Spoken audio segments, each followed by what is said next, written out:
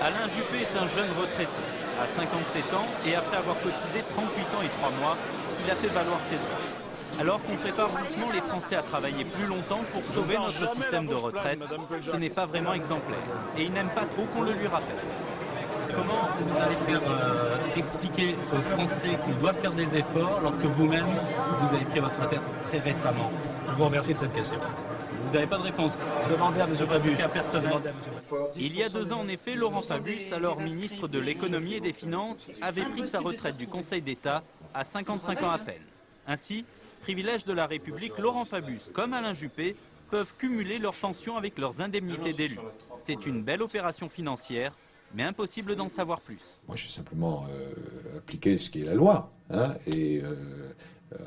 J'avais fini ma carrière au Conseil d'État, j'avais droit à prendre ma retraite, c'est ce que j'ai fait. Merci. J'ai dit, ça n'a absolument rien à voir avec... Non, on va arrêter.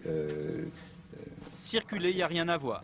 Mais Fabius et Juppé ne sont pas les seuls à jouir d'un traitement de faveur, à commencer par les parlementaires. Certes, ils cotisent double lors des 15 premières années. Mais quand vient le jour J, c'est une retraite plutôt dorée qui les attend. De 1 500 jusqu'à 6 000 € par mois, en fonction du nombre de mandats effectués. Un système pas très équitable pour Philippe Devive.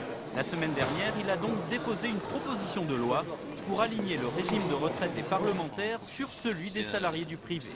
Pour lui, c'est le préalable à toute réforme des retraites.